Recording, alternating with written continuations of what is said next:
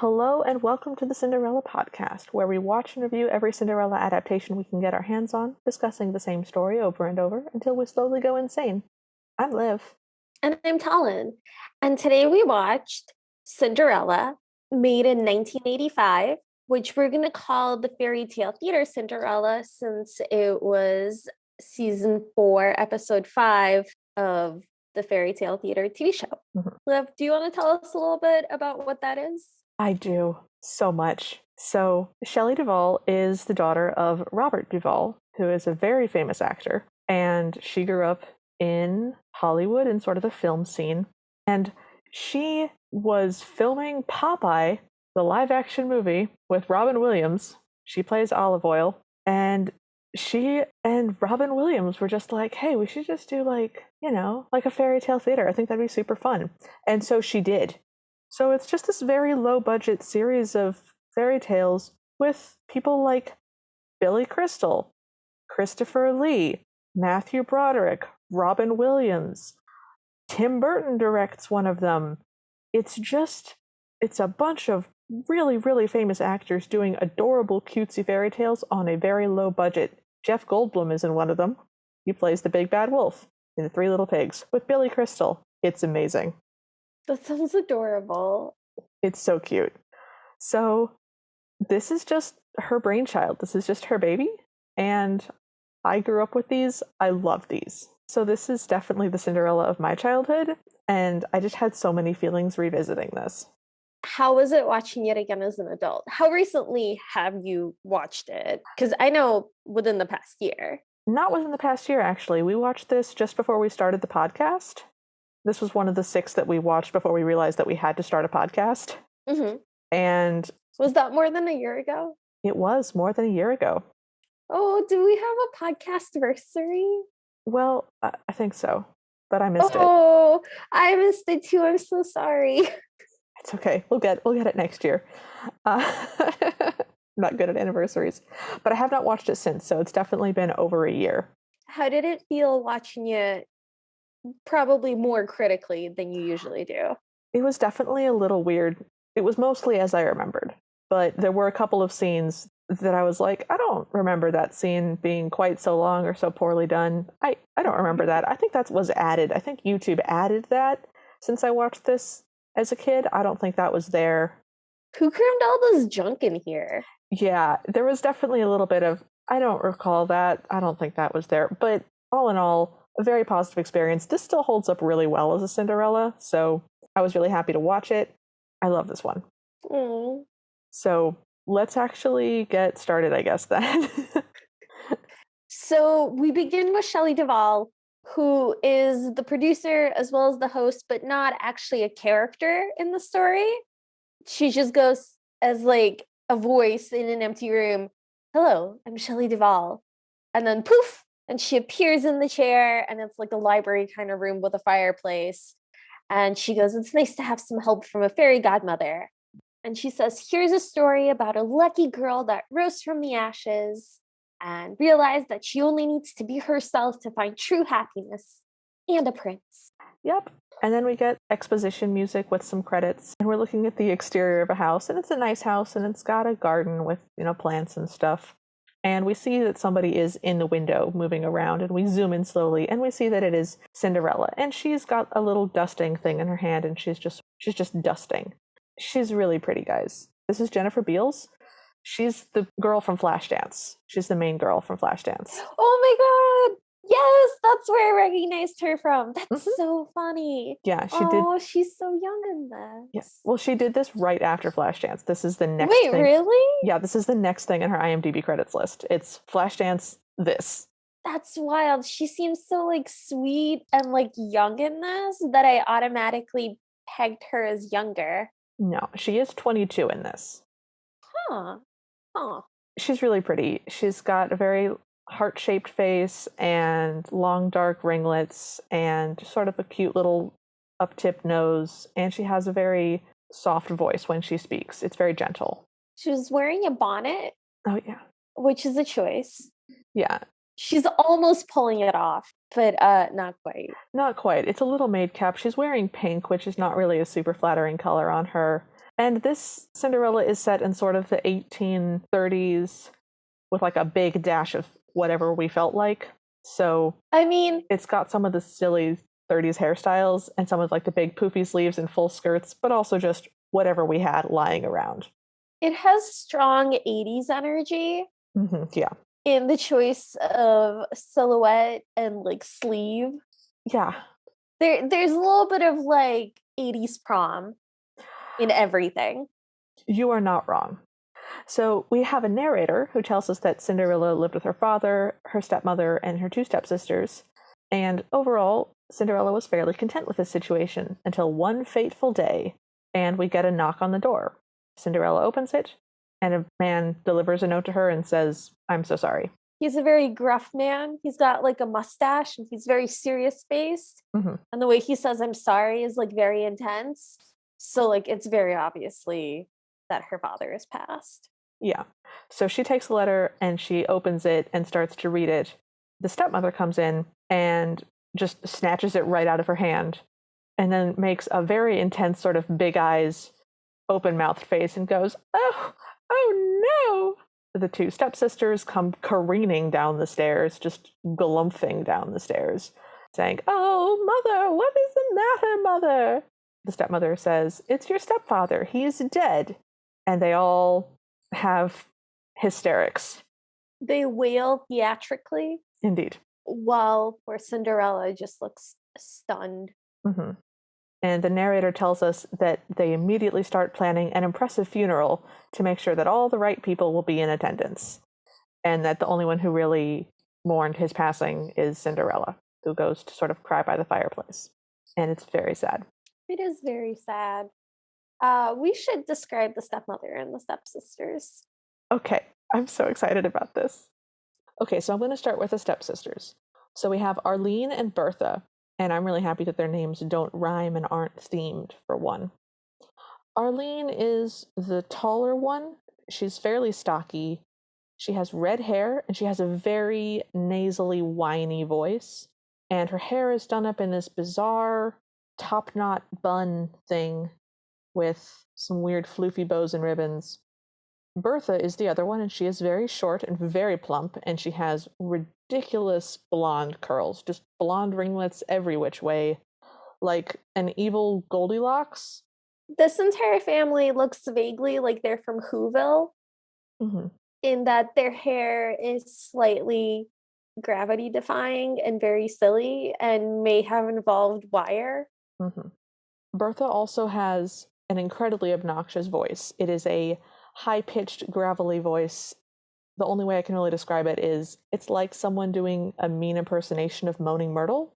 Ooh. That's just sort of what it sounds like all the time. It's weird. And then we have the stepmother. Guys, the stepmother is Eve Arden, who is the principal from Grease. Yes! Yes. And she's basically just playing that exact same character. Her hairstyle is basically the same, but with some ringlets, and she has a big shouldered dress that has a big collar on it, and it's sort of austere, but also weirdly frilly. So yeah, she's basically just playing the principal character, and it's perfect for an evil stepmother. It's wonderful. She is a delight. She also falls on the spectrum of stepmothers and how they feel about their own daughters. She's of the type that finds her daughters embarrassing and doesn't seem to like them very much, but also wants everybody else to like them, and is very much like, look at my daughters in public, and then in private berating them for things. But not in a way that gives you any empathy for them. This is very much a traditional Cinderella. They don't really dive into, oh, what would the stepsisters be like having such a mean mom? It's just, this is a straightforward traditional Cinderella. The stepsisters and stepmother are all very one-dimensional, and I really like it. It's just straightforward. She has strong dance mom energy. Oh, yeah, absolutely. So our next scene is presumably right after the funeral. The stepmother, stepsisters, and Cinderella walk in, and they all have cloaks on, but Cinderella's the only one who's got a black shawl on and like a black veil. And she just is so shaken, and she stares off into the distance and says, "It was so sad. I can't believe my father is really gone."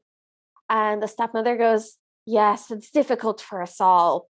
Well, enough gloom for one day. I think we should start to reorganize the household. We should all pitch in and make the best of things in a difficult situation. And then they divide the chores. They sure do. So the way this works is the stepmother announces, Cinderella, you will do all the cooking. And my lovely daughters, you won't do any of the cooking. And Cinderella kind of nods, like, okay. And then she goes, Cinderella, you should wax the floors too, dear. And Cinderella kind of nods. And the stepmother looks at her daughters and goes, Arlene and Bertha, you won't. And they kind of nod along, like, yes, yes, this makes sense. And then the stepmother goes, and no, last but not least, the sweeping, polishing, cleaning, scouring dishes, trash, gardening, bed making, and various miscellaneous chores, including laundry and everything else, will be done by Cinderella. And while she's pausing, the stepsisters are kind of like not making eye contact and hiding behind their hands. Yeah. So like basically avoid getting called on. Yes, it's the please don't call on me. It's pretty great. And the stepmother goes, any questions? And Cinderella tentatively raises her hand, and the stepmother goes, yes. And Cinderella clears her throat and goes, I don't mean to be rude, but isn't this arrangement just a bit lopsided? And the stepmother goes, oh, well, I'm not finished. And Cinderella believes this and Yup. seems to relax a little bit. The stepmother goes, Bertha, your duties will include bathing yourself, brushing your own hair, and maintaining an attractive appearance. And Bertha nods along and snidely looks at Cinderella and goes, see, I'm not complaining. The stepmother turns to the other stepsister and goes, Arlene, you will be in charge of relaxing, wearing fashionable clothing, and occasionally answering the door. And Arlene says, oh, mother, I hate that door thing. And of course, the stepmother goes, oh, all right, Cinderella, you'll answer the door. And I will be in charge of being in charge. Well, we'd better get to work. Yep. I am just going to say, the way that Arlene speaks is, oh, mother, I hate that door thing. Yeah, So I'm the not whole time doing she that. speaks, that's how she sounds. So the stepsisters, yeah, they're like, well, we better get to work. And they sort of bustle out. And Cinderella comes up to the stepmother and she says, it still seems like I have more chores than everyone else. And the stepmother goes, well, consider yourself lucky that I allow you to stay in my house. And since you are now legally my daughter, you must obey my every command. And now I command you to work. Yep. Oof. Cinderella makes a really sad face, and there's very dramatic music. Oh, yeah. And then we just kind of look at Cinderella sit in the fireplace and just be sad.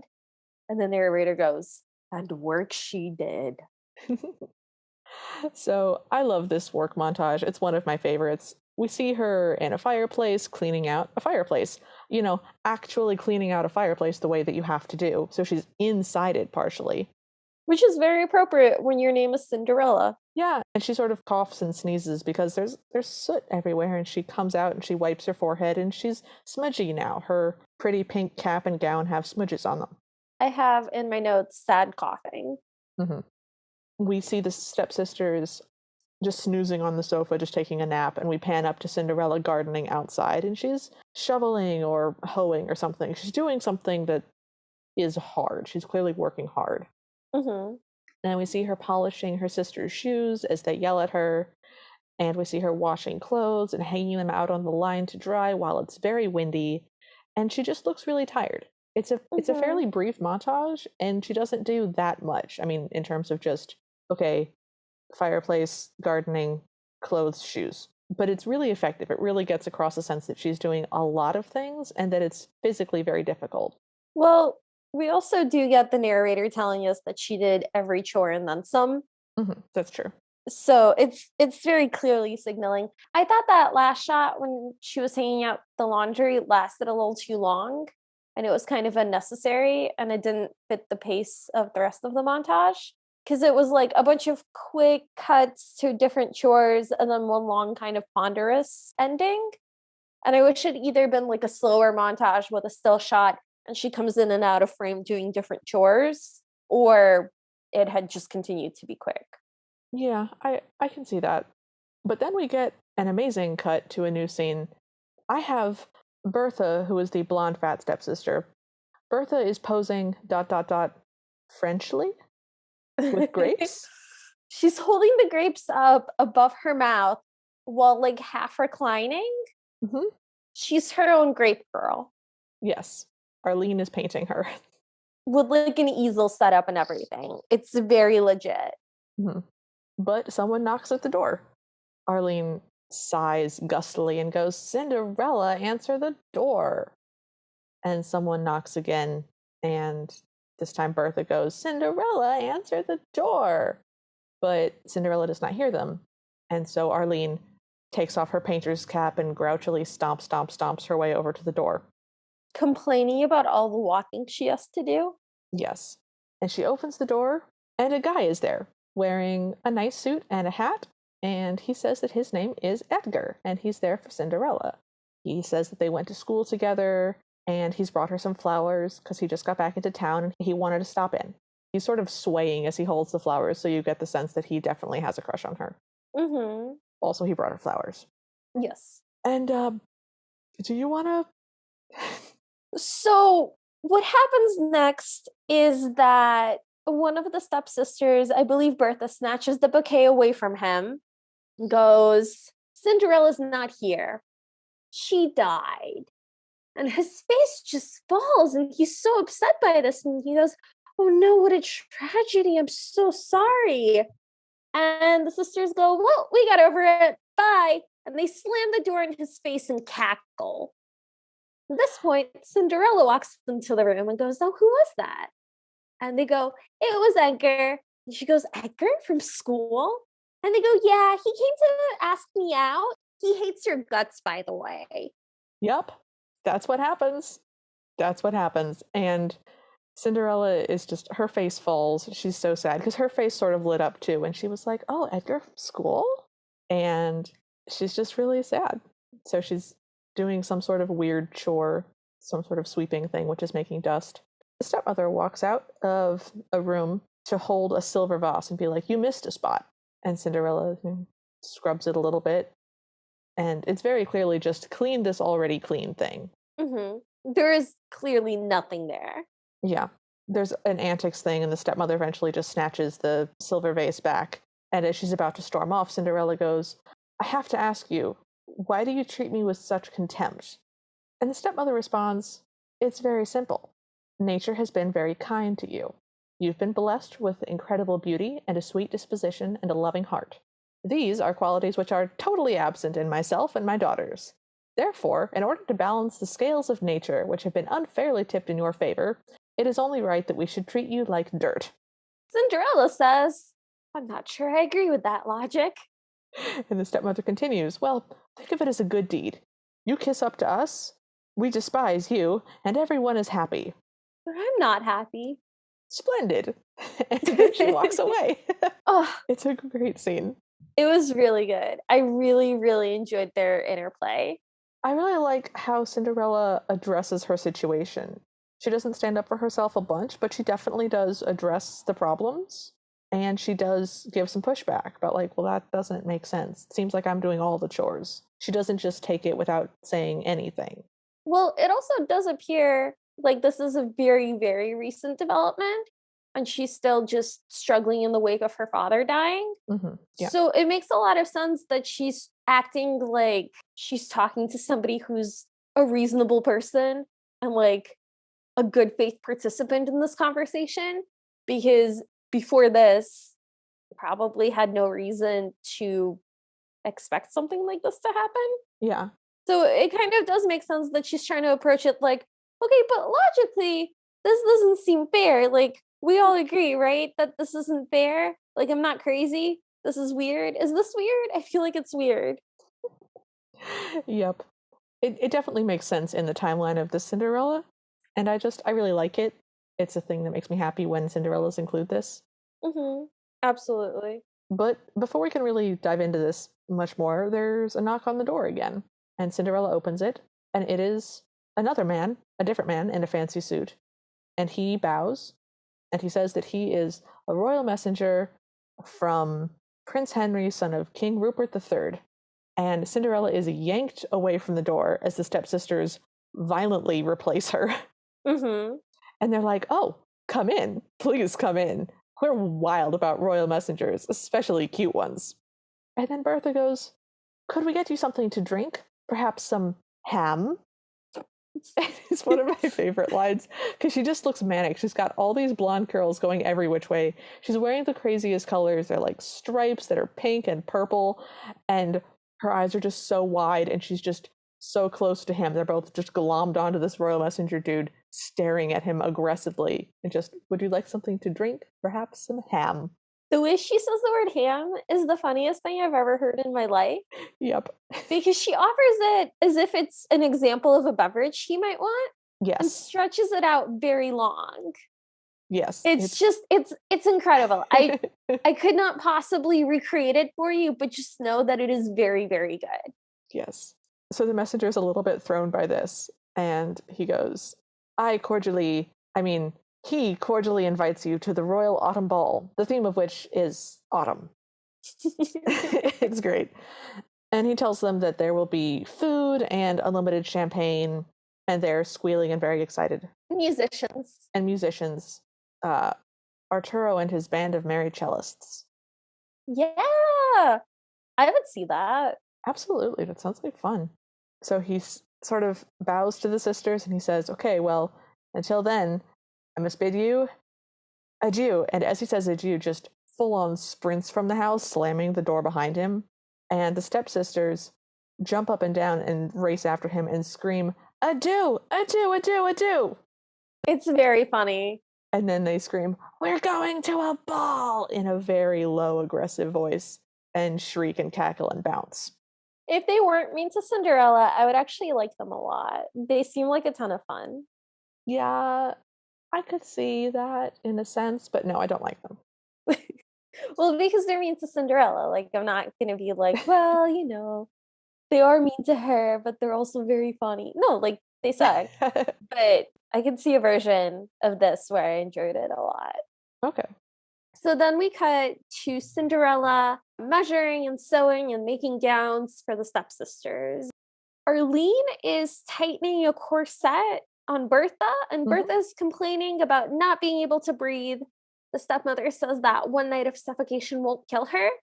And they get Cinderella to measure her right when she's at, peak, wrapped in, corseted into place.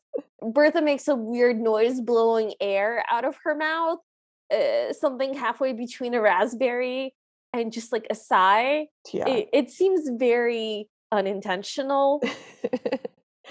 It's very silly. It's very silly. It makes a loud noise. Next, we see Cinderella sitting on a sofa sewing. Cinderella sitting sewing on a sofa. And the stepsisters show up. And the stepsisters show up and sit on either side of her. Wow. Okay. And they're like, "Ooh, so Cinderella, what will you be wearing to the ball?" And Cinderella, having multiple brain cells, goes, "Well, I assumed I wasn't going." And they're like, "No, of course you are." And Cinderella's like, "Oh, do you mean I was invited to the royal ball?" And as soon as she buys into it even a little bit, they're like, "Ha ha, are you crazy? Of course you're not going. Who'd want a dirty nobody like you at an upward mobile bash like that?" Yeah. And as they tease her, she gets really sad and she says, "You're right. Who'd want a nobody like me?" That's the saddest part for me. It's just that very moment sad. Oh, when you can tell it's that very she's starting sad. to believe it. Like, that part is She's really sad. internalizing the abuse. No. Yeah. Don't like that.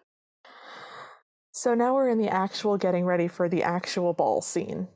The stepmother is giving them basically marching orders, just instructions, saying, this is your one chance to nab a prince. And she tells them, don't act too smart. Men are intimidated by intelligent women. And Arlene goes, what do you mean intelligent? And the stepmother sort of looks at her and goes, oh, never mind. Which, okay, That joke is not awesome, but her response to that joke is pretty funny. She's just like, you can see the cogs turning in her head before she decides it's just not worth it. Yeah, That's really funny. yeah, I like her being like, you know what? It's not gonna matter with this one. You're fine. It's not that. Don't have to worry about that with this one. So they're finally getting ready to leave, and the stepmother gives them, as they're walking out the door, she says, "Now, girls, remember, be charming, be Be kind, be gracious, be charming." and whatever you do, don't be yourselves."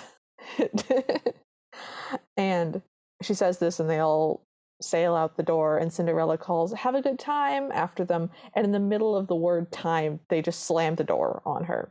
In her face. Oh. And she's literally not even saying, "Can I come with you?" She's just saying, "Have a good time," and the door just cuts her off, and it's oof, it's such a rough scene. It's so sad. And we don't even, like, the scene doesn't even end. The camera lingers on her, just walking away from the door slowly alone in the kitchen. Mm-hmm.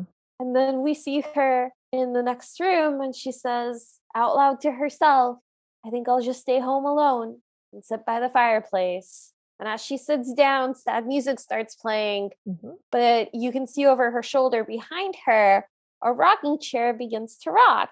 And then poof, we get kind of some magic effects, but it's mostly like fireworks. It's a poof firework effect. It's a flashbang. Yeah. And the fairy godmother appears, and she's an older lady in a very floofy white sleeve dress, and she's got a little crown. Lots of very curly white hair. And this is Jean Stapleton. So this lady is Edith from All in the Family. This is Edith Bunker. I don't know who that is, but I didn't like her. Me neither. I mean, I don't know who that is either, but All in the Family is a very famous sitcom. It was Edith and Archie Bunker. I didn't recognize her, and I also didn't like her. That's fair. She was famous at the time though. Like she was a very familiar face. Okay. So the fairy godmother looks over at Cinderella and she goes, "Oh, enough of this boo-hooing. What's wrong?" She has a very sort of southern accent. And Cinderella, through her just sobbing, says, I want to go to the ball, but she says it through sobbing, so it's not very clear. And the fairy godmother goes, "You want a ball? A round, sort of bouncy thing?" And Cinderella's like, "No." And the fairy godmother responds, "Oh, I'm just fooling. I know you want to go to the ball." I don't like that. I don't like that she's being mean to her. Like, when someone's crying, that's not really the best time to tease them. I don't think it's nice. I'm with you. I I like what they were going for, and what they were going for was no one's made you laugh. You've forgotten how to laugh. You've forgotten how to smile because you've just been sad and working, and I'm going to bring some humor back into your life. I agree that when someone is crying is not the best time to be joshing with them. So I'm with you. And I like that they do address it later. Like they address her sense of humor later. I just, you know, when Aladdin is stuck in the cave and then the genie shows up and like throws an entire party and is just like funny and impresses him and is there to just do magic and make his life better. He doesn't make fun of Aladdin during any of that. I feel like he makes fun of him for a second. No, it's all about like building him up and being like, "What do you want? You're the boss." And I'm not saying she has to be like, "Okay, Cinderella, you're in charge."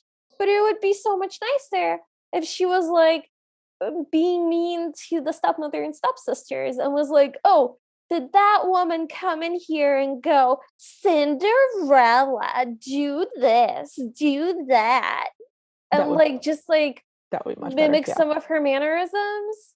Yeah, That could be a thing that made Cinderella laugh. I would have liked that much better. I mean, you're correct. This is definitely not my favorite part of the show, Okay. but I am also just very used to this from my childhood, so I am having a hard time being what's that word? Unbiased?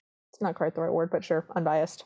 Impartial. Impartial, thank you. I'm having a hard time being impartial about this. So, Okay. But I even found the fairy godmother in Brandy a little bit too mean. agreed.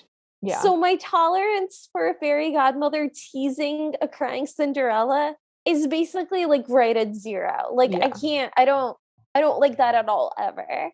agreed. So Yeah, I'm with you. So we get the fairy godmother's explanation that fairy godmothers are very secretive and they have to be very selective about when they show up because solving problems is good for you. And we get this bizarre throwaway line from Cinderella who says, well, I mean, I wish you would have been there when my stepsisters tied me to the banister. And she gets cut off, and the fairy godmother's like, well, do you want to go to the ball or do you want to sit here chewing the fat all night? Then they proceed with the rest of the movie. But that's a weird throwaway line. It hints at a much darker, much funnier version of this movie than the one that was actually made. Yeah, I'm with you. Because it is implying that the fairy godmother only wants to be there for the fun parts and doesn't actually like really care about Cinderella, maybe? It definitely makes her more morally ambiguous. I'll definitely give you that one. It's just kind of a yikes. Yeah. So they go over things to turn into a carriage. They try the stove, but it's too greasy, and they try the carpet, but decide. Well, they don't try. They consider. The fairy godmother is very obviously waiting for Cinderella to like do all of the Cinderella tropes and like hit all the Cinderella lines, and she's trying to like act dumb until Cinderella gets it. Yeah. But the entire time she's like rolling her eyes about it. I didn't like that either. Okay. There was a bunch of like, we should turn something into a coach. What can we turn into a coach? And Cinderella being like, oh, what about the stove? And the fairy godmother being like, no, it's too greasy. Maybe something smaller. And then she starts hinting, like a vegetable. And then Cinderella goes, oh, we have some pumpkins growing on the ground. And the fairy godmother goes like, let's get the pumpkins. It just felt condescending. Yes. I always interpreted that as the fairy godmother just being very vacant and just not really sure what's going on, just sort of unaware. So genuinely like, no, I don't think the stove will work. Huh. Like, oh, okay, a pumpkin, fine. I realize this is an incorrect interpretation and that she is absolutely trying to rail. That's definitely not what it is. You're correct. I've just interpreted this my whole life as good. This is a dotty fairy godmother, so it's weird for me to be like, oh yeah, no, she's definitely trying to just railroad Cinderella onto the correct storyline. Mm-hmm. It's a little meta, but whatever. Yeah, it's weird. It's interesting. Yeah, it's a strange take. Especially since her name is literally Cinderella. Yeah. Like, how is she supposed to know about the Cinderella fairy tale if she's literally Cinderella? Oh, wait. So there's clearly a Cinderella story that exists in this universe. Mm-hmm. What do you think the Cinderella story in this universe is called? Like, it's clearly not called Cinderella, or she'd know about it. Margaret. It's called Margaret. Margaret. Yeah, so they finally get outside and they do get a pumpkin. And the fairy godmother says, now stand back, this could be dangerous. And she kisses her magic wand, which has a star at the end of it. And she does a big arcing lean down to tap it. But just before she does, she stops and she's like, wait, no, they're not hollow, are they? They're full of like stringy stuff and seeds. And Cinderella's like, yeah. And the fairy godmother's like, well, you don't want to have gigantic seeds inside your coach, do you? No, we better get it cleaned out. So then they pick up the pumpkin and take it inside. And then we get a scene of them cleaning out the pumpkin and Cinderella just venting to her. It was really cute. It jumps right into it. Yeah, which I really like this scene. I like that they address that there's stuff in the pumpkin, weirdly. And you get a little backstory into Cinderella's personal experience. And she's like, look, I don't mind doing the housework. I've never mind helping out around the house, but now I do everything. And they kicked me out of my own bedroom and I have to sleep on the floor in the kitchen. The fairy godmother's just doing very supportive. Well, now I'm really steamed. I'm going to turn them into something. Mm-hmm. Cinderella says, please don't. Maybe they can't help the way that they are.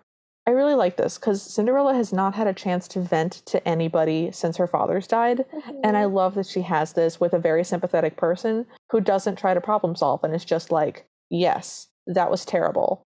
They were horrible people. That was awful. So I really love this interaction. It was really cute. It felt like a very genuine person-to-person conversation, which we don't usually see Cinderella and her godmother have. Yes, absolutely. I like it when there's that moment of connection and familiarity between them because she really doesn't have that in her life. Yeah. I also like Cinderella's line of, don't punish them, they can't help the way that they are, which I think is I think that's really indicative of her good nature, of just, they're mean to me, but they can't help being what they are. I don't want to punish them for it. I would just like them to not be mean to me. Mm-hmm. And I like that. I It's, always like when Cinderella's like, no, don't punish them. And then they get punished anyways. yeah, I do like that. Because then I get to have my cake and eat it too. Oh, absolutely. So they've got the pumpkin all cleaned out, and Cinderella says, don't you need to say some magic words? And the fairy godmother's like, oh, honey, I'm way beyond that. She kisses her wand and she does a big arc forwards and she holds it over the pumpkin, and nothing happens for a surprisingly long time. And then we get the sparkles from like a literal sparkler. And then we just get a poof and some fade transitions and dramatic music into a very spindly open carriage with gauze draped around it and Christmas tree lights lighting it up, little fairy lights, and a chair that's been spray painted silver stuck in the middle of it. It looks like a float that some high school kids might make Yes. for like their homecoming parade, and like not a good one. No, it's definitely very low budget.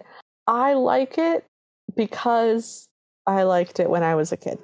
It was fine. It was not the worst carriage we'd ever seen. It did not look like a real carriage, but it was also not a 2-dimensional prop with a chair attached to it. It was a 3-dimensional prop with a chair attached to it. And you know what? The thing about this is they're very upfront about, hey, we have very low budget. We're not going to blow the budget on stupid stuff like a really expensive fancy carriage that we're only going to see for a little tiny amount of time. Just imagine it. This is an imagination thing. Just, you have to work with us. It really helps that they call it fairy tale theater. Yes. Because it does very much have the feeling of a theater production. And as such, you have a lot more forgiveness of things. Yeah. So then they have to do the horses. The fairy godmother's like, oh, well, I just thought I'd hitch myself to the carriage, which was always a weird line. Yeah, and then she's like, haha, gotcha. Yeah. And Cinderella's like, well, there's some snails in the garden. And the fairy godmother's like, those are going to make really slow horses. She's trying to get her to say mice, and then Cinderella finally. she does. Yeah. They go into the house, and there's a little mouse hole in the corner of the woodwork, and they sort of knock on the wall to scare the mice, and real mice run out. And the fairy godmother has to chase one, and she can't quite catch it. But then 2 more come out, and we don't even see the mice on the floor this time. We see them a little bit as they come out of the hole. Mm-hmm. But then we just see her running around as though she's chasing mice, and she just sort of zaps them off screen, which I really like. And then there's just 2 horses inside the house. Yeah, they are real horses, and they're inside the home. Mm-hmm. They acknowledge that they're inside the home, kind of. Yeah. Because at one point they're let out of the home. Yeah. And the carriage is outside, so... Yeah, well, that's the thing. I'm fine with that. You can fit a horse through a doorway. That's... I mean, you can, but I would think that having a horse inside your house is like not ideal, especially if you're trying to cover it up from your evil stepmother and stepsisters. Oh yeah, no, definitely not ideal. But it is at least physically possible to remove them from the house without demolishing the house. Do you think that if there had been a horse inside your house while you were gone, and you came back like 4 to 5 hours later, would you be able to tell that a horse had been in your house? No, absolutely not. For like 4 minutes? No. Literally, the horses are in there for less than 2 minutes. They're in there, a rat gets turned into a coachman. Yeah, and when he's a person, he's hunched over and making little rat motions with his little rat arms all curled up underneath him, and he's got buck teeth, and he kind of sniffs the air a lot, and then he pulls out of it and bows and acts like a person. But I don't like that. I didn't like that transitional period. I didn't like the mouse mannerisms on a human man. It's not good.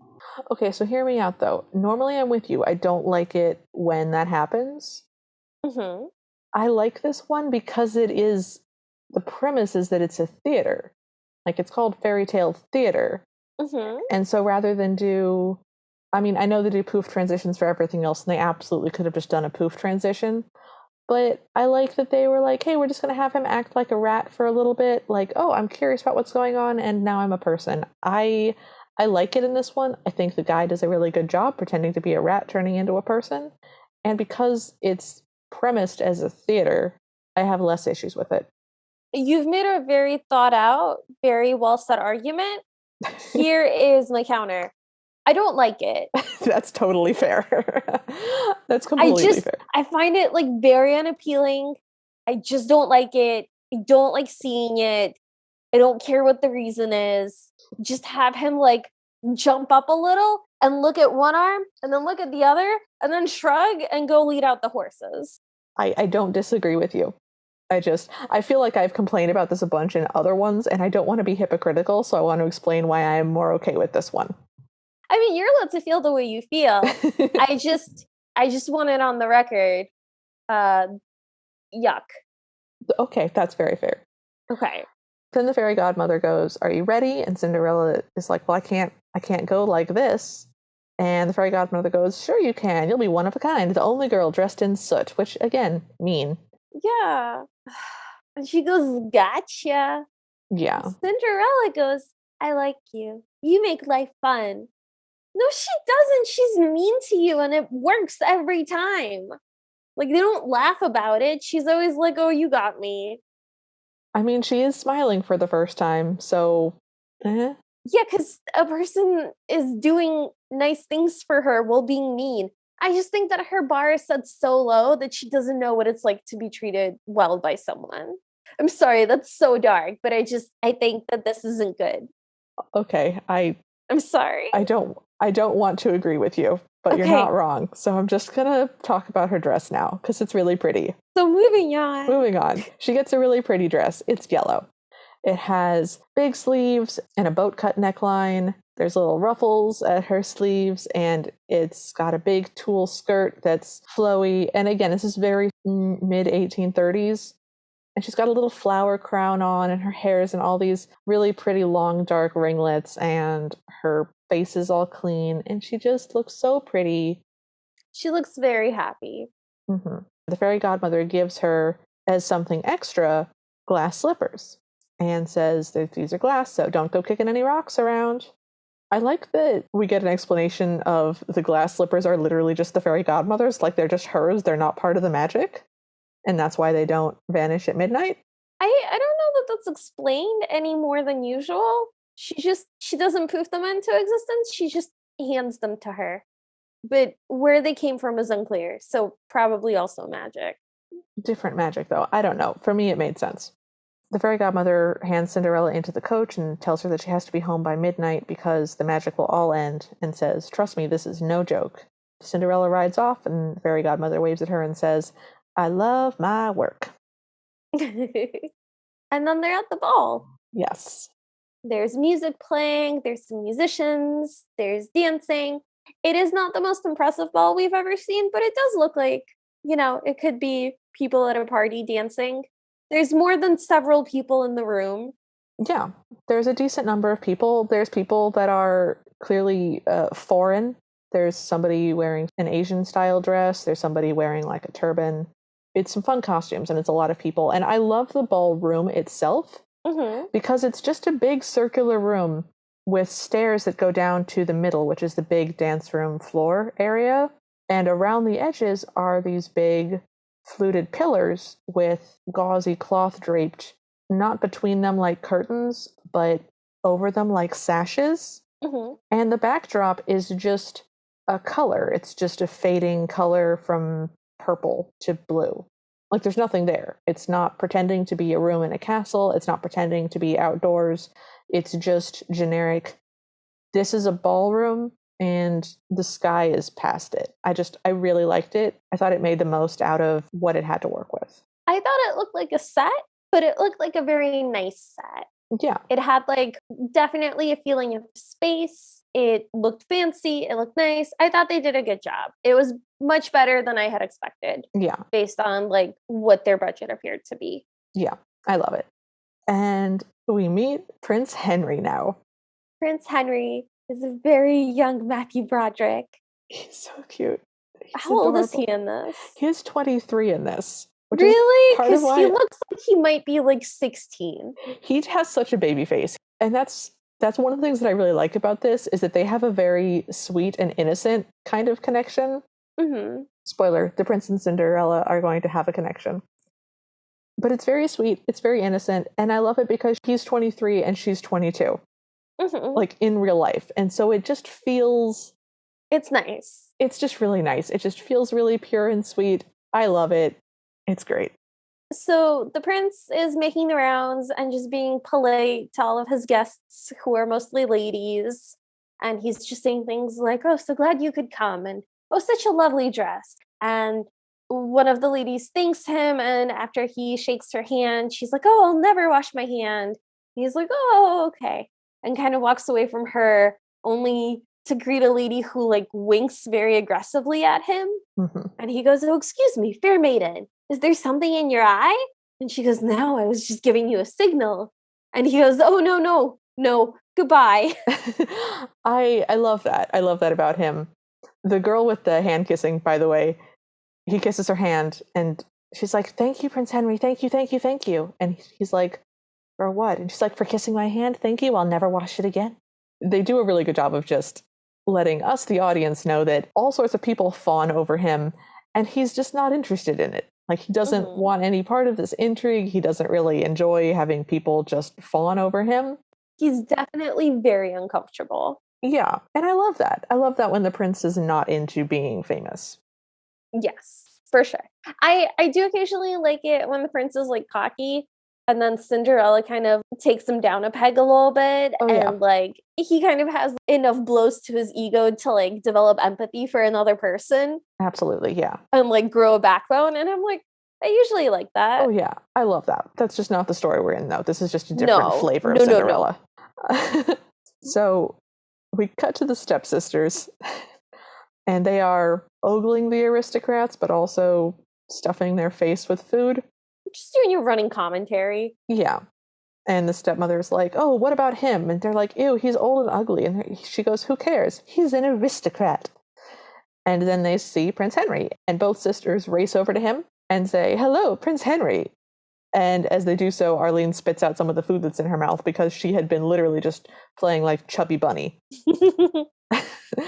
And Henry, to his credit, is a little bit shaken, but responds pretty neutrally, "Oh, I'm so happy you're enjoying the food."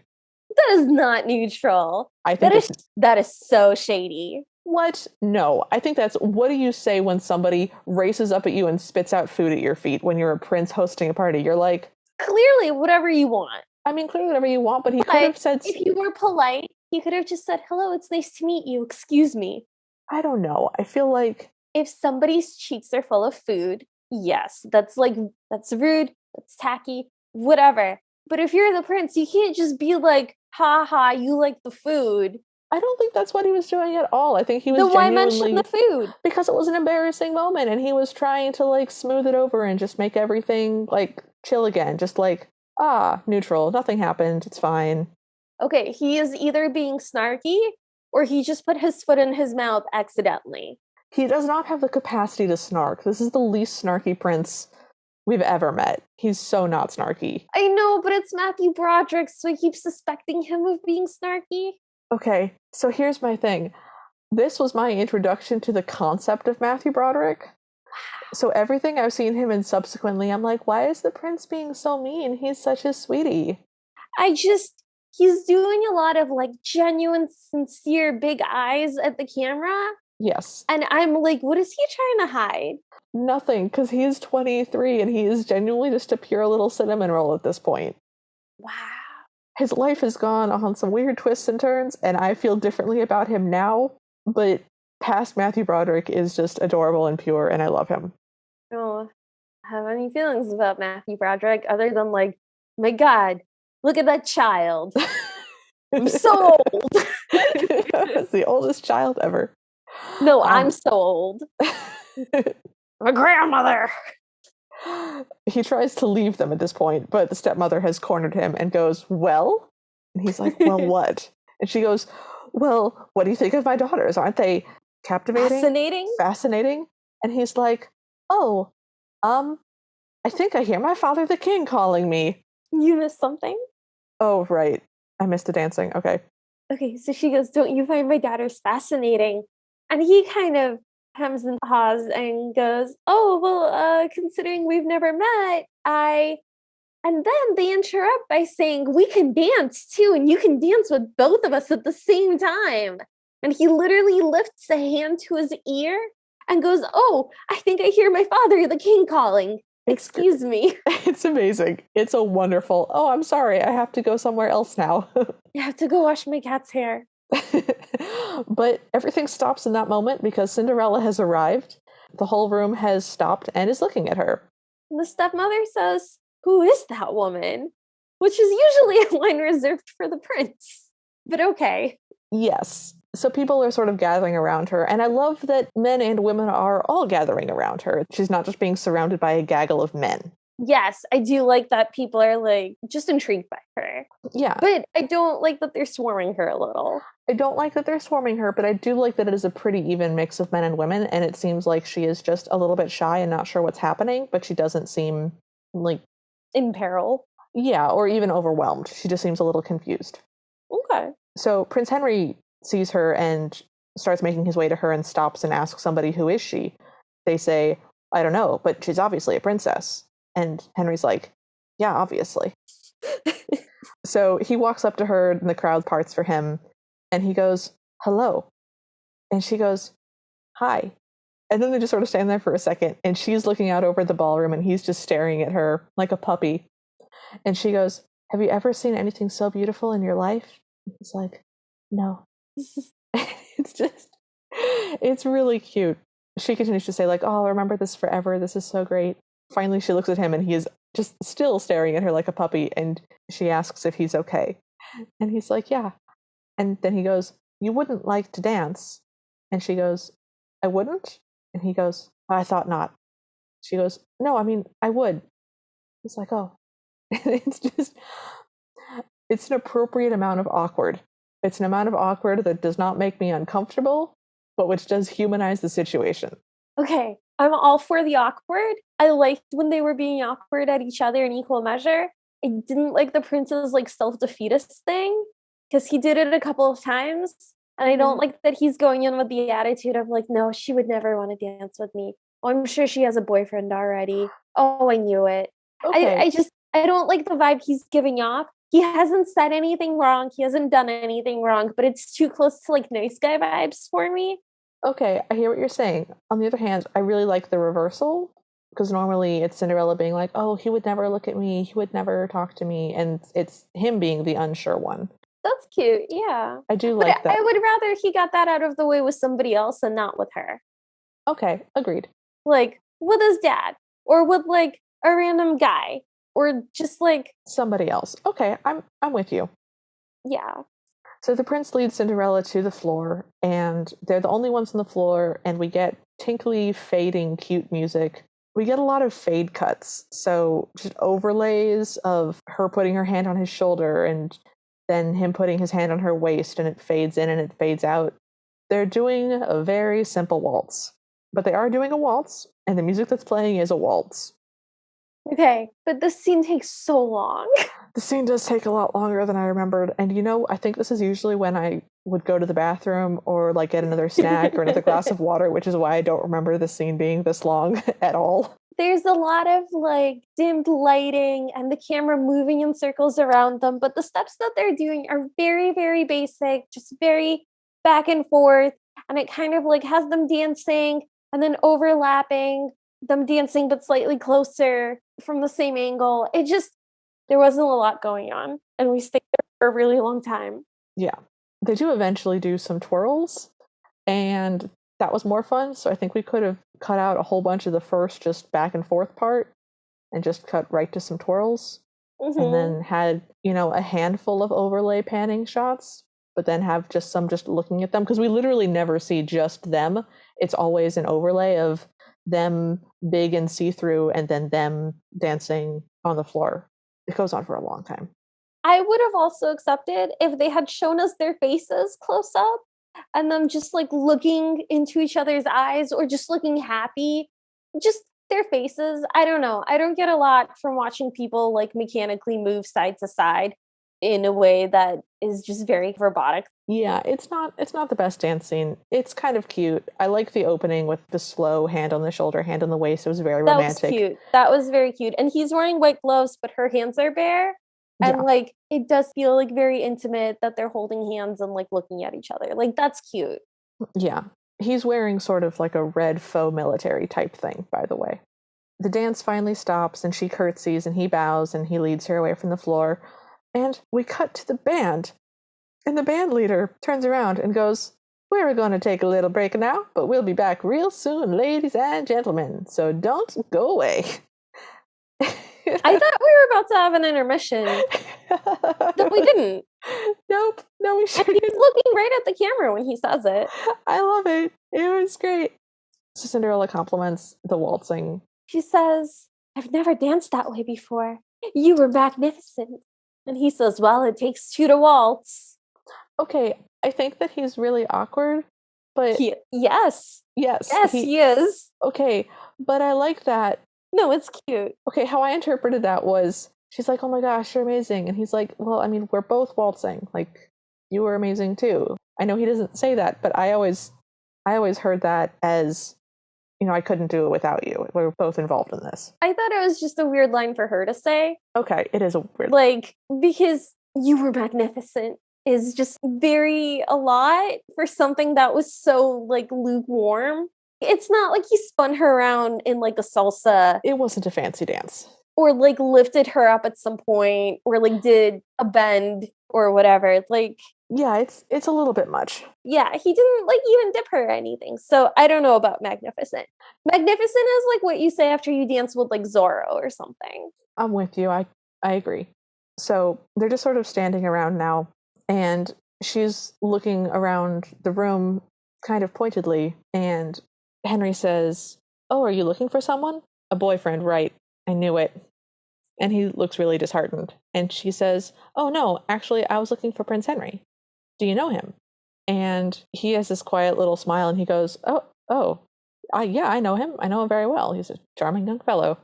He says, "I think I saw him there." "No, yep, there he is." And he points across the room, and she looks where he's pointing, and he goes, "There he is. He's standing right next to you." And as he's saying, he's moving his finger around until he's pointing at himself. And then he bows to her, and she blushes and does a deep curtsy, and she's like, "Oh, I had no idea. I'm so embarrassed." And he goes, "And you are?" And she goes, I am very pleased to meet you." "Your pleasure is my pleasure. I mean..." "It's a pleasure." So she says, "I'm so sorry." And he goes, "Oh, please don't be. I like it. It's hard to be anonymous when your face is on all the money." And she goes, "It's a nice face." So I love this moment because he is genuinely teasing her, but only for a second. He plays the joke out right away. Yes. And it's really cute. And it's not embarrassing. No. I mean, she is embarrassed, but not... But he's not making fun of her. He's just playing.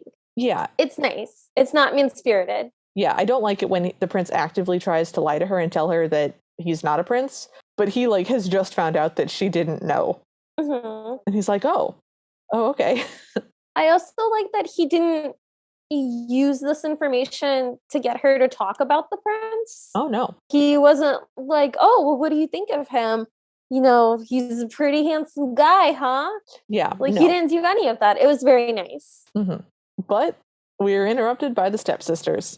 And they're actually fawning over Cinderella first, and not the prince right away. Yeah. And the stepsisters start asking her about her dress and where did she get it. And they're inviting her over and saying that maybe she could come hang out with them. The prince could come too. And Cinderella seems genuinely pleased by this. And she's very touched. And she's like, "Oh, yes. And then maybe we can be friends. That would be so nice." Meanwhile, Prince Henry leans over and whispers to her, "The most obnoxious woman I've ever met." Which is, I'm sure, true. But again, rude for a prince to do at his own party. Especially since they're not being mean to Cinderella. And he has no way of knowing that she has a prior relationship to them. Okay. Viewed in that light, you are also correct. Unless he's trying to warn her. No, I don't think he's trying to warn her, because he does tell her after they bolted. Bertha basically goes, "Oh, let's go tell Mother." And they both scamper off to go tell Mother. And sorry. I like that he's not rude to their face. Yeah, I don't know. It's not nice. No, it's not. But she's so nice. So I want him to be so nice. Well, so the sisters are like, "Oh, you could come over to our house and we could be best friends." And Cinderella's like, "I would like that. That would be nice." And she's really sincere because she's basically lost her sisters as well. She's had sisters who have suddenly just done a personality switch. we've already gotten the line from her of they can't help how they are. And she's just like, oh, maybe I could have my sisters back for a minute. And you get the sense that she doesn't believe it, but she's, it's sad and sweet, but sad. It's a bittersweet moment. So then Prince Henry goes, you must be hungry. Do you like fruit? And she nods. And he goes, we're all out of fruit. Oh, except for melon balls. And he goes to get her melon balls. Yes. And then she's sort of accosted by a drunk man who's wearing his gloves poorly and has like some empty fingers. Yeah, he's put his gloves on incorrectly so that some of the fingers are not in all of the glove parts. He is very drunk and holding a glass of what is supposed to be wine and just sort of stumbles down the stairs to her. And he's slurring all of his words and he goes, hello, lonely maiden. I'm very famous. I thought he said, hello, lovely maiden. No, it's lonely maiden. Oh my God. Wow, okay. Yep. Sorry, I've watched it since I was a child. I guarantee you it's hello, lonely maiden. I'm Alfred. That's so funny. Like, I'm very famous. And like he's in her presence when she clearly sort of doesn't want him to be, but nothing has happened at all. He hasn't approached her or even like held her hand or anything. But just at that moment, Henry shows back up and he goes, can I help you? And Alfred is like, nah. And then goes, oh, okay, never mind. I'm so sorry. And he's like, leave, Alfred. And Alfred's like, okay, bye. And stumbles away. He says, disappear, Alfred. I like this. So he hands her the melon balls and Cinderella goes, that must be what's known as chivalry. Well, okay, listen, that didn't read as chivalry so much as like marking territory. Okay. Because he wasn't bothering her. Like, yes, he was drunk and he was probably about to hit on her, but we didn't see anything that wasn't just like him saying hello. Yeah, okay. But Alfred is gross. I don't like Alfred. I would not want Alfred to talk to me at a party. And if someone saw Alfred talking to me at a party and intercepted him before he could do so, I would find that behavior chivalrous.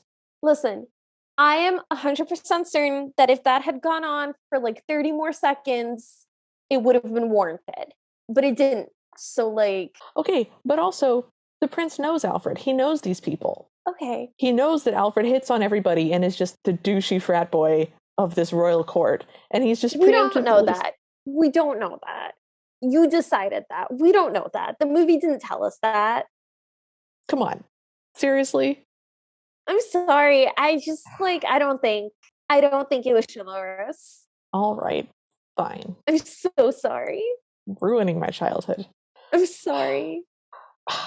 So the narrator then says that for the next several hours, Cinderella had the most amazing night. We see her getting introduced to different groups of people, and they're all laughing. She speaks and they all laugh, and it is clear that they are all won over by her charm and beauty. It's very nice. It's nice that, not only did she have a good time dancing with the prince, but she just had a good time in general. She made friends. She, chatted. She danced. She had a good time. That's so nice. And I like that we're told that she's there for several hours, because sometimes she gets to be there for 15 minutes, and you're like, that's not enough time. I like that she was there for hours. Yeah, it's really nice. It made me really happy. I just like knowing, too, because I think it gives it a lot of context. It does. So Henry and her are standing to the side of the ball again. Henry says, well, I would say that you're the hit of the ball. And she says, well, you're the most charming prince that I've ever met. Prince Henry goes, maybe I could see you again sometime. And she clearly remembers that she has a time constraint now. And she says, please, could you tell me the time? And he goes, what does it matter? And she goes, no, seriously, please tell me what time it is. He reaches into his pocket to pull out a pocket watch and says, it's 11:45, and the camera is on him. And he bends and puts his watch back in his pocket. And by the time he looks up, she has made it all the way across the room and is just whoosh, zoof, gone. And then instead of following her, he just yells, wait, please, and looks after her dramatically while not moving his feet at all. And we zoom in on his face. I think he's pretty surprised that someone just sprinted away from him. And I think that he would be stunned into a moment of inaction. And we do then immediately cut to Cinderella slamming back into... Who has made it home. And she slams back into her house just as the clock strikes 12 and all of her clothes poof back into rags. And the fairy godmother is sitting in her chair and she says, cutting it a little close. And then she asks Cinderella to tell her about the ball. She's like, clear you had a good time. Tell me all about it. And so Cinderella gets to gush about like, oh, had the best time, and I met the prince, and we danced, and he fed me melon balls, and I talked to everybody, and I had such a good time. And we never get to see Cinderella gush about what a fun time she has at a party. Like, we never get to see that. It's really cute. And she specifically ends it with reiterating that she likes the prince so much. It's just really cute. It's Yeah. nice. Like it a lot. Then after she said that, Cinderella says, and I owe it all to you. And the fairy godmother says, nonsense. You did it all yourself. The cake was already made. I only added the icing. And Cinderella says, but it was real, wasn't it? And the fairy godmother goes, what's reality? And then poofs out of existence. And just like, okay. So first things first, I love that the fairy godmother reiterates to Cinderella that, hey, it was your personality and your charm and your sweet nature that did all this. All I did was put you in a pretty dress and get you there. Mm-hmm. You really did do all. If you were a terrible person and you were snotty and mean, wouldn't have done any good. Yeah. But you're a lovely human, and all I had to do was wipe the smudges off your face and put you in an okay dress. Mm-hmm. The reality line I just like to pretend doesn't exist so that I can continue with my day and not just sit rocking in a corner. So we're just going to move past that. Okay, sure. Unless you have something. Let us not gaze into the abyss. Please no. The abyss is too close as it is. So then we hear the stepmother and stepsisters approaching. So Cinderella jumps onto the sofa and curls up and pretends to have been sleeping. And she's in her rags again. So like there's nothing to hide. Yeah. So they walk in and they're gushing about having met the mysterious princess. And they're talking about how they're going to get their hair done like her. And Arlene goes, oh yeah, because everyone knows that the way to a man's heart is through your hair, which I thought was very snarky and funny. Yeah. The stepsisters have a lot of snark with each other, and it's pretty fun. It's really good. And Cinderella asks, like, oh, who are you talking about? And she's told about the most beautiful princess that came to the ball and nobody knows who she is because she ran off and it was all very rude, actually. And the prince is very upset. And too bad you missed it. Yep. And Cinderella kind of looks down and she smiles to herself and she's like, yes. And it's very cute. We do get one of my favorite things in a Cinderella where the stepsisters tell her about the ball inaccurately. Mm-hmm. She's like, oh, how was the ball? And Bertha goes, we were a smash. Prince Henry fell in love with us. I really like it when the stepsisters lie to Cinderella about a ball that she was at. Yes, it's really satisfying. Yes. Especially when she gets to ask guiding questions like, oh, so you danced together? How many times? Like, it's just funny. Yeah. That didn't happen. No, but I still like it. Yeah, but she was still, like, very pleased with herself. It was very sweet. So we cut back to the palace, and we're in the empty ballroom, sort of in the cleaning up phase. Chairs are being moved, servants are around. It's party cleanup time. The worst time. Yeah. And Henry is sitting in a chair in the middle, just dejectedly. And we meet the king now. We meet King Rupert III, who is one of my favorite kings in all of Cinderella history. He's very fun. He grabs a chair and drags it over to Henry, and he goes, hey, son, how was the ball? And Henry goes, it was terrible, father. The king goes, oh, I know. A couple of minutes of chit-chat, and I'm off to the kitchen, sniff a little brandy. You ever talk with that cook, Jack? He is a heck of a nice guy. And Henry just puts his face in his hands. And the king goes, you okay, son? Looking a little blue. Okay, so I genuinely thought he said, off to the kitchen, sniff a little bread, because that's what I would do if I was at a party and there was a kitchen. I would go where smell the bread is, obviously, and I would smell the bread because fresh made bread is delicious. Why wouldn't you smell the bread? But now that you've said brandy, things are clicking together. Yeah. Also, what you drink brandy out of is called a snifter. I understand where I went wrong. I see that now. I'm with you. I would also partake of bread smells. I'm not saying that you're incorrect, just that is not what the king is doing. Yes. Okay, good. Yeah, I would definitely go to the bread before I went to the brandy. I mean, depending on the party. Ideally, both. Oh, I mean, yeah, both. Just the order. Anyways, so the prince says, I'm in love, father. And the king goes, I see. Henry talks about her, and the king goes, let me tell you something about women, son. They're different from men. It's one of my favorite lines. It's so great. He doesn't follow this up with anything, by the way. That was the extent of his wealth of knowledge. To be fair, he's not wrong. Okay. So the king goes, a little hard to get play. Who is this mysterious woman?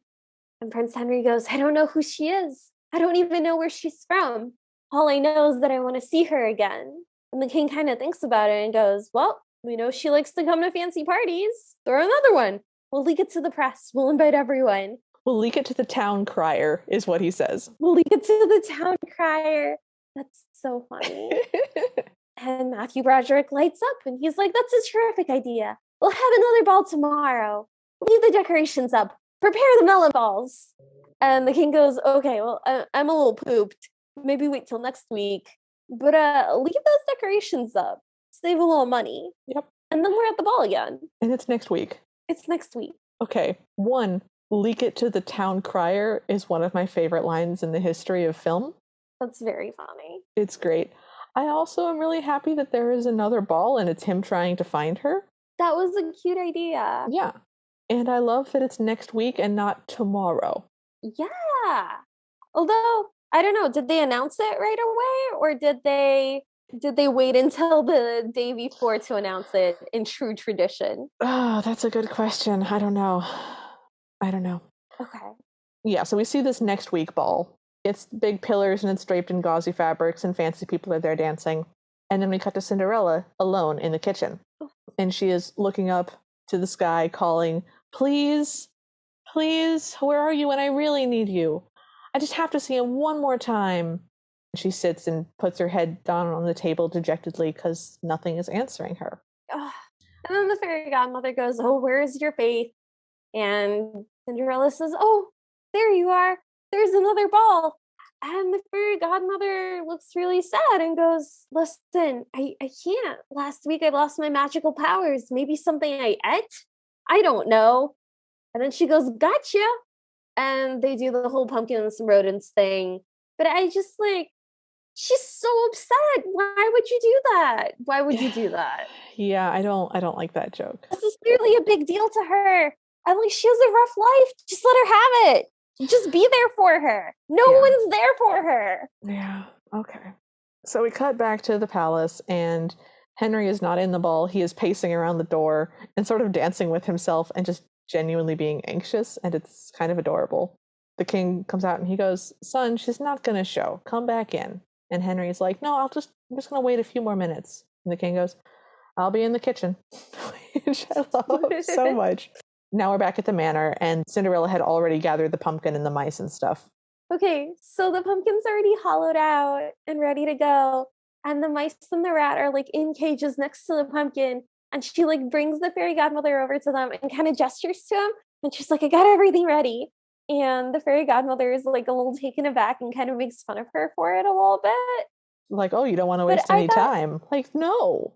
But I love that. I love that she's okay, I can't do anything about making the magic, but what can I do? How can I help? What can I get done? I can do the prep work. Like her. This is prep work. I like it. It shows preparedness. I like it. She thought about it. She's shown initiative. I really like her. I love her as a Cinderella. I think she's wonderful. So the fairy godmother goes, well, we'll try the old 3-in-1 trick. And Cinderella goes, will that work? And the fairy godmother goes, if they don't explode. Yep. Which as a kid I thought was hilarious. And as an adult I still find it hilarious, but for no reason whatsoever. No, it was cute. Okay, good. Thank you for not killing that part of my childhood. I'm sorry. It's okay. I guess I forgive you. Cinderella has a different dress this time. It's a white dress. It is floofier than the other one. It's very much in the same style, but it's a little bit fancier. She has long white gloves and sort of a silvery tulle overskirt, and her hair is up in white flowers again. And it's so pretty. You guys, it's gorgeous. But then the fairy godmother looks a little bit concerned and bends over and raises the hem of her dress a little bit and goes, where are your glass slippers? Because Cinderella is just in her stocking feet. And Cinderella goes, oh, fairy godmother, I don't know how to tell you this, but I was wearing them the other day and I was just kicking down the cobblestones and I broke one. And the fairy godmother's like, you what? And she's like, gotcha, and pulls out the shoe from behind her. And I like that. I thought that was really cute. I don't think it worked, but I like what they were going for, and I find the Cinderella very charming. Mm-hmm. So, okay. So she gets in the carriage, and the fairy godmother reminds her about midnight, and Cinderella's like, yes, yes, yes, I know, thank you. I would like to go now. And the fairy godmother goes, all right, goodbye. Have a good time. Don't do anything I wouldn't do. And if you do, just don't. Crazy kid. So we're back in front of the castle, and Prince Henry's still there, pacing back and forth. He seems to notice something on the carpet that he's standing on and kind of like picks some lint off of it. And then Cinderella pulls up in her carriage. And he's so excited to see her. He runs right up to her, and she runs right up to him. And he's like, I knew it. I just knew you'd come. And Cinderella says, oh, I was afraid you wouldn't want to see me again after the way I ran off. Prince Henry says, are you kidding? You're the reason I'm having this ball. And she says, really? And he says, let's go. And they walk into the ballroom hand in hand, and it's very sweet. It's so sweet. And they start dancing, and they've got their cheeks pressed to like cheek to cheek. Yeah. It's very sweet. And the king goes, what a beautiful lady. And comes right up to them and goes, excuse me, aren't you going to introduce me? And Prince Henry goes, we're dancing, father.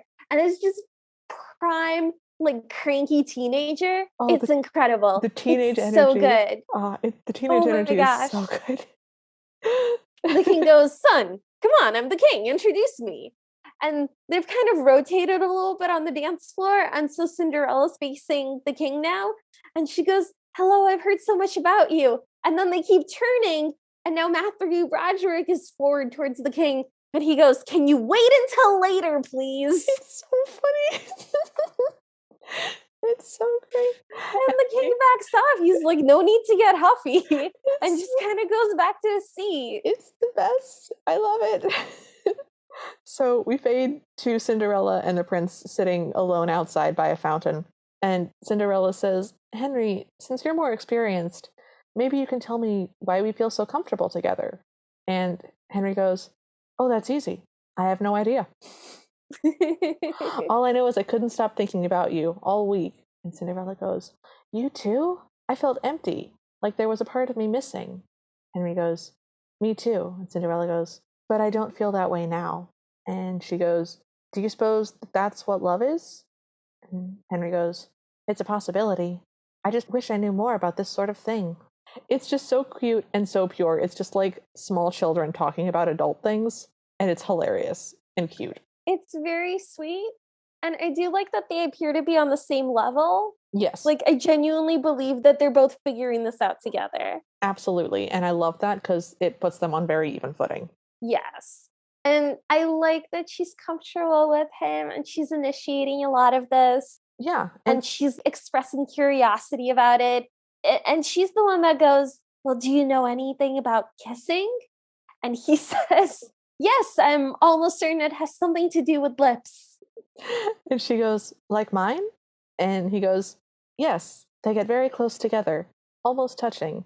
And through this whole thing, they've been leaning closer and closer together very, very slowly. And then they kiss. And it's such a romantic kiss. It's so sweet. Mm-hmm. It's very cute because they're actually sitting like pretty far apart from each other and they just lean towards each other and make like an upside down V. It's just very cute. Yeah, but they're not like comedically far apart. It's not cartoonish. It's just they're sitting side by side with a little distance between them. It's super sweet. It's just very much a first kiss. Yes, this is a lovely first kiss. And so then the kiss ends and Henry goes, one more time? Because they're still very close together. And Cinderella goes, so soon? And Henry goes, live dangerously. And then they kiss again, and they're just having a very sweet, prolonged kiss, and the camera pans away, and then we see their reflection in the pond thing that they're sitting by with the moon in it, and it's just super cute. It's a very cute scene. Mm-hmm. This is like peak romance for me. Oh. So I love this scene. But then the clock starts to strike, and she says, sort of just against his face, like not really breaking the kiss, she goes, is it 11 o'clock?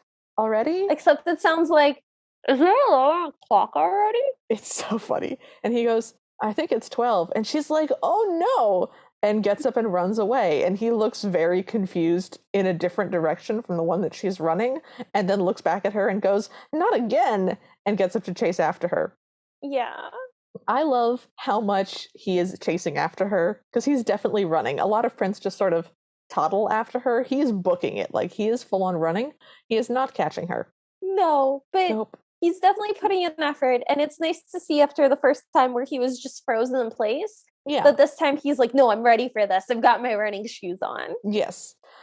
We get dramatic scenes of her running, and she loses a shoe, and she looks back at it, but she can't stop for it. And then before she can get into her carriage, right in front of the palace, it turns back into a pumpkin, and she turns back into her rags. She just picks herself up and runs away. Mm-hmm. And the prince comes out, and a doorman who was not there a second ago also walks out, and Henry turns to him and goes, "Where did she go?" And the servant's like, "Who?" And the prince goes, "Beautiful princess who just ran by." And there's just this comedic back and forth where the guy didn't see him because it turns out that he had left his post at the door to go pee in the bushes. Oh, was that what happened? I'm pretty sure that's what happened. Oh, because, okay, what happens on the screen is that they go back and forth like this, and he's like, I didn't notice her, I don't know. And finally he admits, I wasn't here, sire, your highness, sir, your prince, sir. And then he looks very uncomfortable and whispers something into Prince Henry's ear.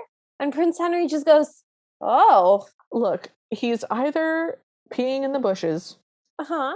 had too much wine and had to throw up in the bushes, Uh-huh. or is having an indiscretion with somebody in the bushes. And I prefer to think that he had to take a wee. Okay, I just don't understand why they wouldn't just say that. It's so needlessly mysterious. And I have a dirty mind, I guess. I don't know. I think that your highness, your princeness, sir, your princeness, highness, that's a funny part to just go back and Yeah, I do like that. Yeah. Anyway, at that point, Prince Henry notices the shoe and goes, hello, and picks it up. And the guard defensively goes, that's not mine. And Prince Henry goes, I know, it's hers. It's really funny. And then we cut to Cinderella running into the house completely out of breath. Yeah. And she yells, fairy godmother, where are you? It's not fair. It's all just a cruel joke. I don't like your sense of humor anymore. Me too. Yeah. And she wishes that there'd never been any magic and that she never came here in the first place, because then she'd never known what she was missing, because she loves the prince so much. And at the end of it all, she just kind of whispers to herself, I love you, Prince Henry. And then we immediately cut to the prince telling his father, she doesn't love me, father, which I thought was a cute cut. It's a nice transition. I like it. And that scene with Cinderella is really compelling. It really hits. It's a very sad scene. Mm-hmm. But yeah, the transition to, I love you, she doesn't love me, father, is pretty funny. And the king is trying to console his very dramatic teenage son and says, nonsense. I was watching you all evening. Although I admit she is a strange one, always scampering off like that. And Henry goes, I don't even know her name. And the king is like, come on, man, you don't know her name? What have you been calling her? Hey, you? Which, I love the king so much. And the prince goes, well, one thing's for certain. She has incredibly tiny feet. And the king goes, I have an idea. You make an announcement. You say, whatsoever it slippereth, whomsoevereth this, just say that you'll marry the girl who fits this glass slipper. And Henry's like, oh, yes, that's a terrific idea. The king goes, yeah, of course. That's why I'm the king. It's just so cute. And then we cut to an entire line of ladies in fancy dresses, all holding number signs. And they're, I believe, at like number 50, just standing in the line and trying on the shoe very awkwardly. The prince is in the room, but it appears that they're at the castle and they have come to the castle. And the messenger is having them try on the shoe, but the prince is sitting right next to him. Yeah. And the prince looks very exhausted by the process. Indeed. The narrator does tell us that they start with the first logical place, which is the ladies of the court. Yes. And that when that fails to produce any results, they head off for the countryside with every promising house. And we see a couple of different people, and the prince is always there, trying on the shoe. And then the narrator says that the prince continued his search for several weeks, but to no avail. Yeah. So he's been just like out writing just every day for a while. Wow. Yeah. I wonder if he takes weekends off or not. He seems really committed. I don't think that he takes weekends off. I think that he is just really intense about this, and I love that about him. That's really cool. They must have a big kingdom. Yeah. So we cut to Cinderella's house. Arlene is whining that the wrap that she's put on her foot hurts. And the stepmother says, it doesn't matter, that she was supposed to be very small and we have to shrink your feet. Bertha, the fat blonde one, is asleep on the sofa and sort of snorts herself awake and goes, actually, I'm pretty sure that I lost a glass slipper. Yes, I'm almost positive. And the stepmother and Arlene look at each other and roll their eyes like, oh my God, Bertha, ugh, get it together. And I think it's funny that they don't lie to each other about who they are, fundamentally. Oh my God. And then we're outside with the prince and the messenger. And the messenger's like, oh, my feet are killing me. And Prince Henry goes, and their feet are killing me. They knock on the door exhaustedly. We've seen the messenger knock on the door several times in a very sort of royal messenger type knock. And he just, from his shoulder, just exhaustedly just slam. He's so tired. It's really funny. It's a good physical comedy moment. And he goes, guess who? And the stepsisters open the door and they're like, oh, Prince Henry, what a surprise. And Prince Henry goes, yeah, I'll bet. Yeah. And they go on in. And the messenger's like, do I have to? Trust me, it won't fit. And the prince is like, just do it. Yep. So messenger puts the glass shoe on Bertha's foot and it doesn't fit. Nope. He goes next. And Arlene takes the wrapping off her foot and it doesn't work. And the stepmother's like, push a little harder, Arlene. And still doesn't work. So the messenger's like, oh man, tough luck. And Bertha says, let me try again. My feet were swollen. And from the back, Cinderella, who's been in the room this whole time, but just completely in the background, goes, maybe it'll fit me. And the stepmother and stepsisters begin to laugh. And the prince is like, what's so funny? And the stepmother says, well, that's just Cinderella. She's nothing but a nothing. And Prince Henry goes, ma'am, it takes one to know one. It's an amazing line. It's very cute. And the stepsisters start berating Cinderella for making all this trouble. But she sits down in the chair and Prince Henry gets on one knee and he takes her foot in his hand and he puts the glass shoe on and it fits. And he says, it's a perfect fit. I found my princess. And she looks at him and she says, thank you. I've been looking for it everywhere. And she pulls the second shoe out from behind her. Mm-hmm. At which point Bertha accuses her of cheating. Yes. And Arlene says, oh, I knew it was her all along. And they stand up and Henry kisses Cinderella in all her rags and soot, because the reason that she was in this room was that she was cleaning the fireplace. Yeah. And the reason that she was hidden is that there are chairs and sofas in front of the fireplace. So she was essentially hidden behind a chair, not secretly hiding, just I was in this room working and now everyone is in this room too. Just no one was thinking about her. Yeah. But I love that he kisses her in all of her sooty rags and he is so happy to see her and so happy that he found her. And he's only looking at her face. He does not care. Yeah. It's wonderful. And then the stepmother goes, so, son, now we can all be one happy royal family. And then there's a poof. And the three of them just poof out of existence. Stepmother and stepsisters just gone. And we look down at the floor, and there are 3 bunnies there with little floppy ears. And the fairy godmother says from off screen, I've been wanting to do that for a long time. And Cinderella goes, the fairy godmother. The fairy godmother says, let's get you out of these rags for good. And poof goes the dress, and she's back in the second dress again. And it's very pretty and very frilly and has very floofy sleeves. And she looks like a princess.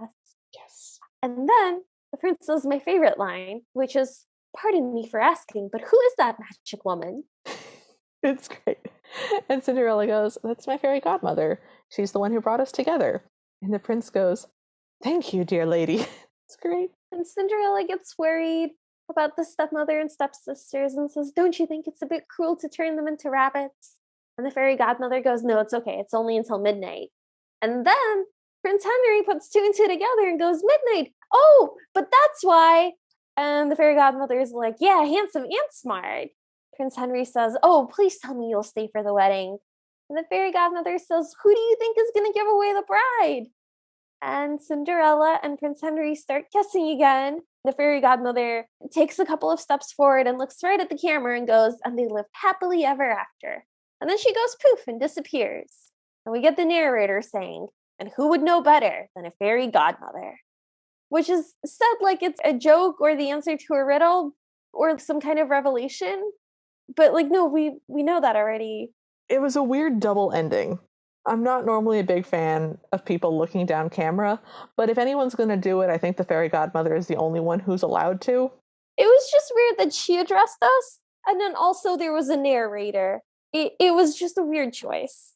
I did like their use of the narrator because he did give us a lot of the information about, okay, weeks have passed now. Okay, Cinderella was at the ball for hours. We have seen much worse narrators. Oh. I have nothing bad to say about this narrator. I think this is the best narrator that we've ever had. Yes, this was completely fine. Yes. Nothing bad happened. Nothing bad happened. I liked him as a narrator. And he didn't end up being a giant frog. Oh, God, I forgot about that. There you go. A little throwback for you. No. Oh, God, I forgot.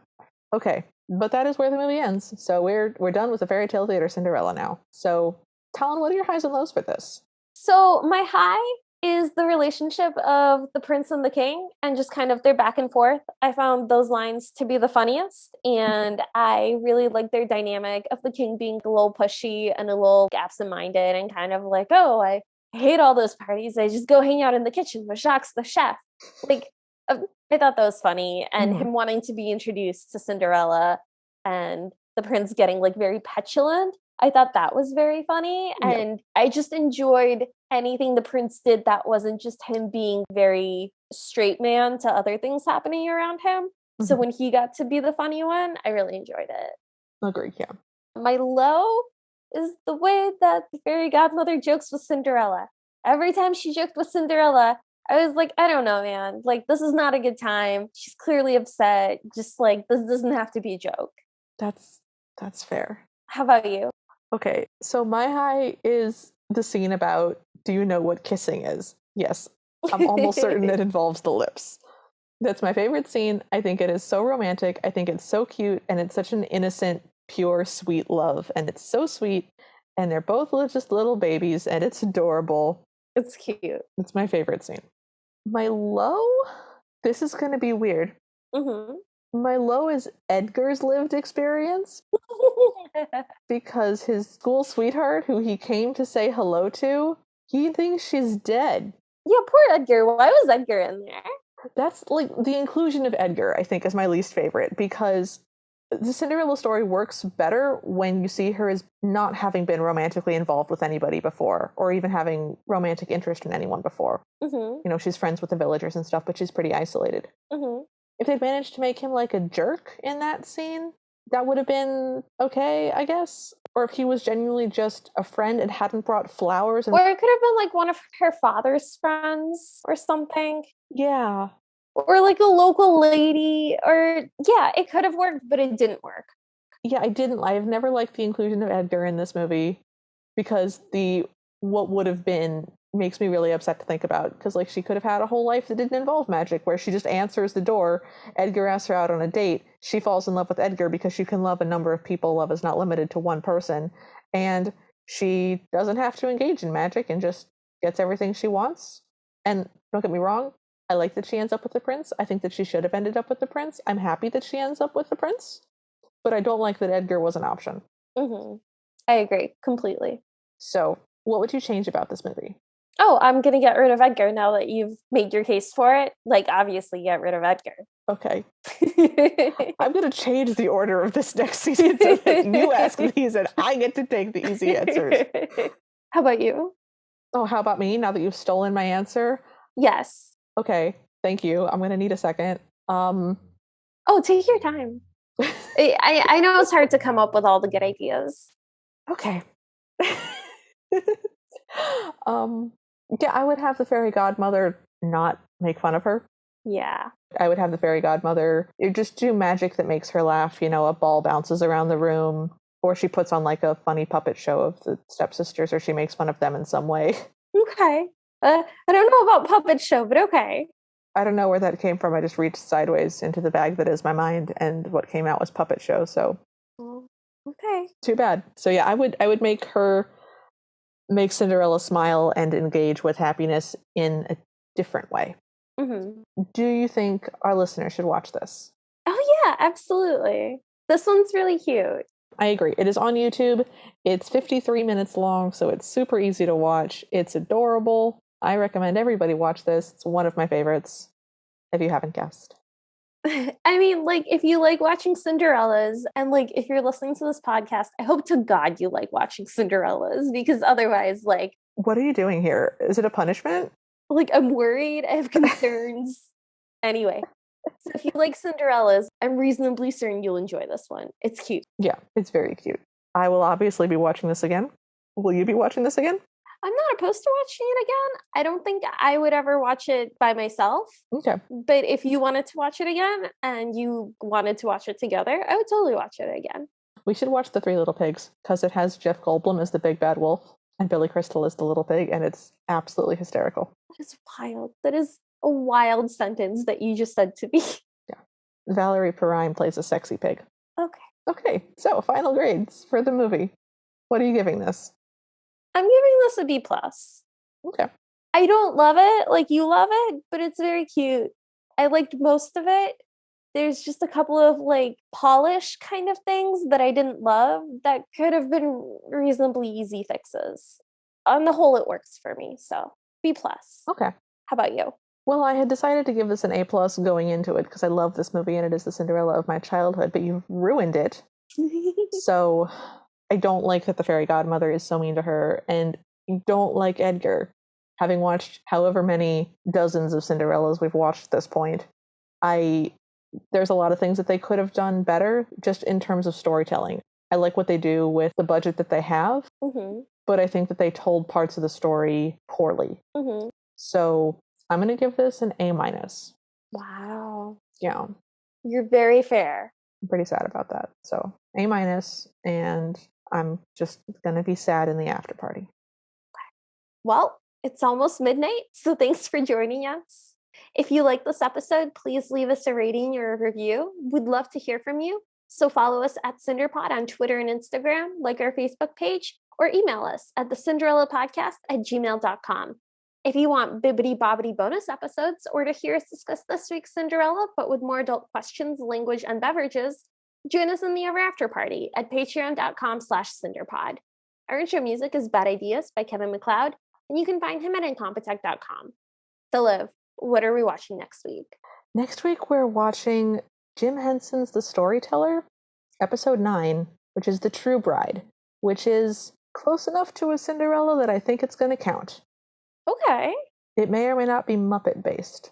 It sounds like if it's Jim Henson, there will be puppetry involved. I'm pretty sure there's going to be puppetry involved. I feel like you cursed us by saying that the fairy godmother should do a puppet show. Oh, I did. I'm so sorry. Future Liv and Talon. I apologize for whatever horrors I have wrought. Okay. But yeah, I'm excited. This is going to be fun. I've never watched this. I don't know anything about it. It's reasonably short, so... You know what? I bet this is going to be interesting. I think it's going to be fun. I'm excited. Well, until then, we hope you have a happily ever after.